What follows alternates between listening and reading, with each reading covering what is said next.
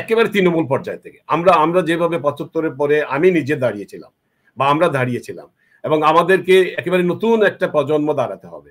এখান থেকে উপর থেকে চাপায়ে দিলে এবং এই সংগঠনকে দাঁড় করানো অত্যন্ত কষ্ট হবে। আমি দেখতে পাচ্ছি কিন্তু একেবারে তৃণমূল পর্যায় থেকে প্রচুর সংখ্যক আওয়ামী লীগের নেতাকর্মী, ইউনিয়ন, বিশেষ করে গ্রাম, গ্রাম থেকে ইউনিয়ন, ইউনিয়ন থেকে থানা বা উপজেলা, জেলা এবং জাতীয় লেভেলে এই নেতৃত্ব নিয়ে আসতে হবে।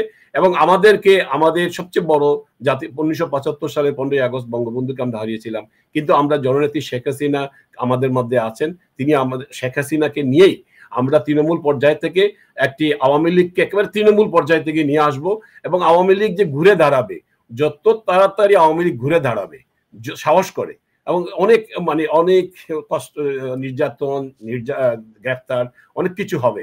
এবং অতীতে হয়েছিল ৭৫-এর পরে আমাদের নেতৃবৃন্দরা আমাদের ঘুরে দাঁড়িয়েছিলেন অনেকে। ৭৫-এর পরে সমস্ত বাংলাদেশের মানুষ আওয়ামী লীগ নেতৃবৃন্দকে জেলে পড়া হয়েছিল।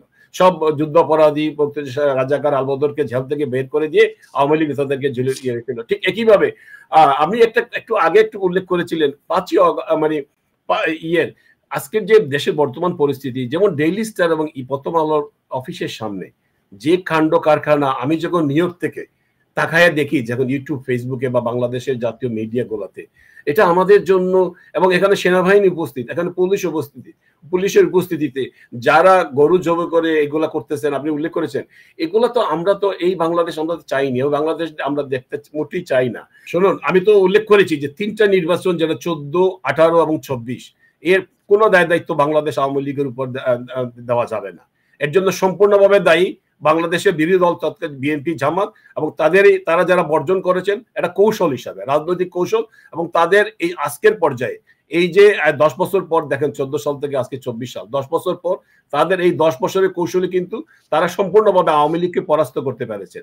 এবং এটার জন্য আওয়ামী লীগকে কখনো দায়ী করা যাবে না। আওয়ামী লীগ চেয়েছিল বাংলাদেশকে একটি অর্থনৈতিক একটি ভিত্তিপ্রস্তর উপর দাঁড়িয়ে করা, একটি বাংলাদেশকে একটি অসাম্প্রদায়িক, গণতান্ত্রিক, মডার্ন, সেকুলার, ডেমোক্রেটিক বাংলাদেশ হিসেবে গড়ে তুলতে।